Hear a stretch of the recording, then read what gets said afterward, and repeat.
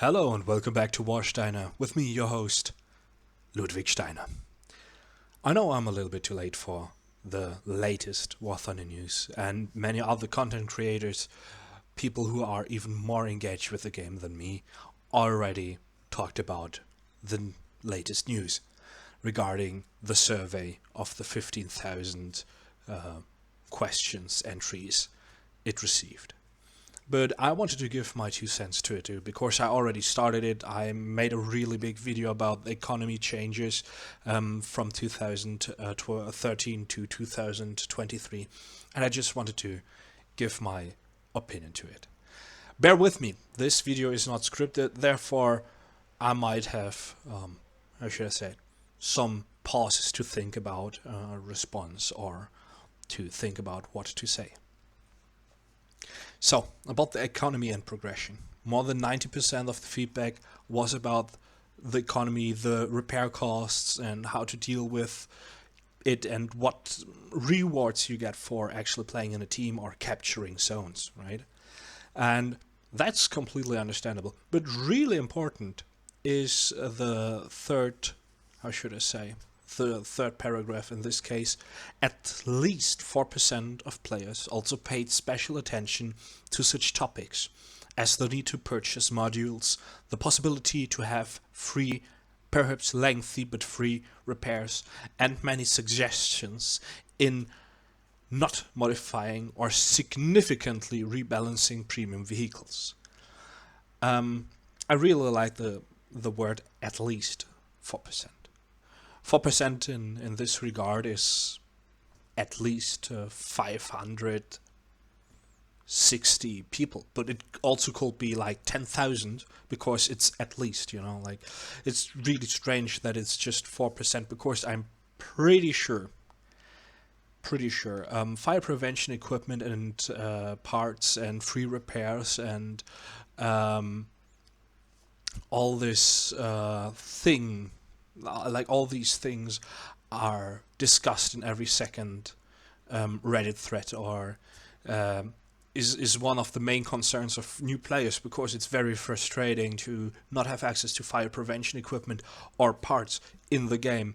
And it's mostly like what my friends and squad members tell me or talk about when we are talking about the game, that it is really frustrating to get into the game like this, right? So I guess they really lowballed us, because I think it's a lot more than 4%. About the gameplay changes, or about the gameplay part in this regard, locations, especially their size and how susceptible they are to being shot through in ground battles. It's a very important topic. It's really nice to see that Gaijin actually draws attention to this one, because we are suffering since the beginning of ground forces from spawn camping, spawn sniping, having the ability to nearly shoot like all over the map, right inside the spawn, from a relatively good reinforced position. There's nothing quite infuriating than getting spawn camped 5 minutes into the game and losing the whole game and having no chance to counter properly, because as soon as the immunity renders void, you're getting killed. End of story. Nothing you can do against it, and it's not fun. It's really not fun. Everybody who played War Thunder actually knows this. And it's really nice that they actually admit that something is wrong. That's a really good part. It's just a little bit late, I think, because now we're having sentences like, we are already engaged in reviewing and polishing our locations, and it's sure to be part of upcoming game improvements. That's nice, but why did you take so long about it? It's not the first time we had the possibility to talk about it. There are many forum posts, there are many posts on Reddit, and it hurts me to see that it's just now getting the attention it really needs to be, because this is also one of the biggest flaws in War Thunder, which actually alienates a lot of new people, like new players, who are getting frustrated with the game really quickly. So yeah, the night battles. I have a really controversial take on night battles. Personally, I really like them, but they really have to be darker, to be honest, and get rid of the flares. If you do not have night equipment researched, like if you didn't have any night vision researched, you shouldn't be able to get into them. Or just in a game where nobody has them, like this should be a measurement in the map logic and matchmaking logic, because actually the night battles, they're too bright to actually need night vision, and like this whole, it's not thought through. Like many things Gaijin implements, it's not really polished and not really thought through. And so yeah, nice for the improved voting mechanics. I'm really looking forward to it.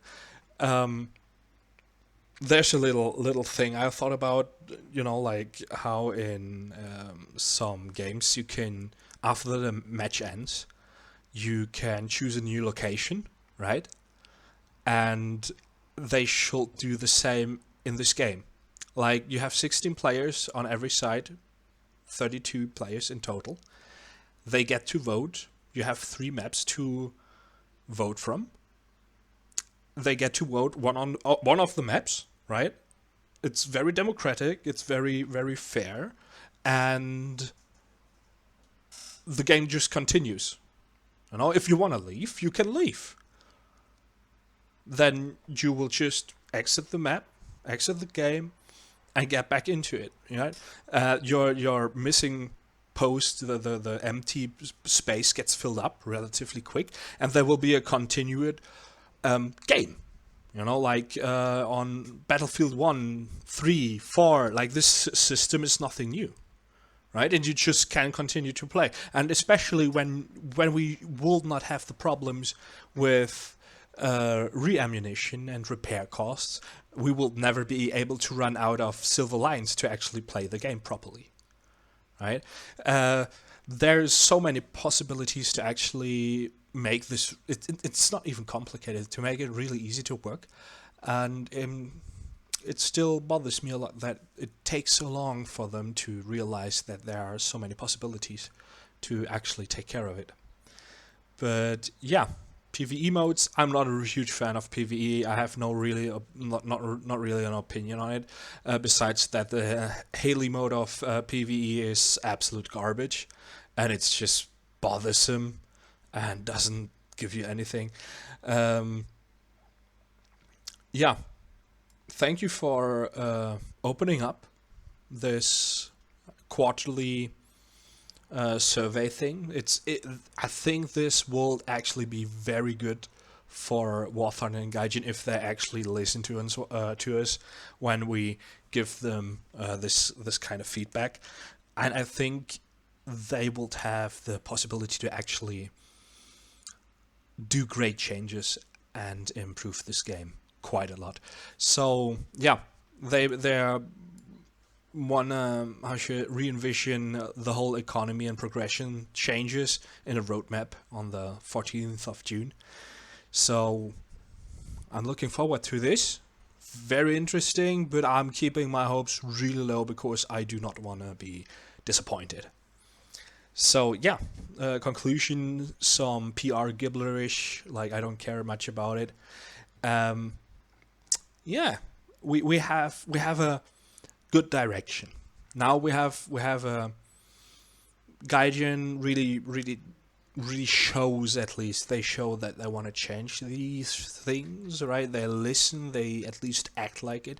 Now we just have to wait how they are deciding to implement these changes and in what time frame, because as I said in my last video about the economy changes in the very end, I gave a statement, and I'm just fearful of what Gaijin could do and actually implement, because I have quite the experience with this company and how they think they need to handle things. And yeah, I'm quite fearful, to be honest. I'm a little bit reserved. Many people on Reddit and in the forums are waving the white flag and be like, "Oh yeah, Gaijin, you're doing great. Such a great company. Thank you so much." Like they already fixed every problem. But Gaijin didn't fix anything till now.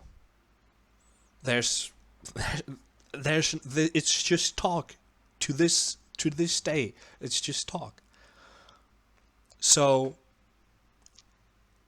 we just have to wait, I guess. We just have to wait and judge on a day-to-day basis and actually wait. And I will really look forward for Gaijin to fix everything, to actually make the game a little bit more joyful to play, like a little bit more fair for new players, and not try to hide behind these empty words all the time, and actually give us something that we can look forward to in a game. Because War-Steiner is a great game. It's so much joy and it's a lot of fun, but it can be so frustrating, and this is why the community in general is very toxic.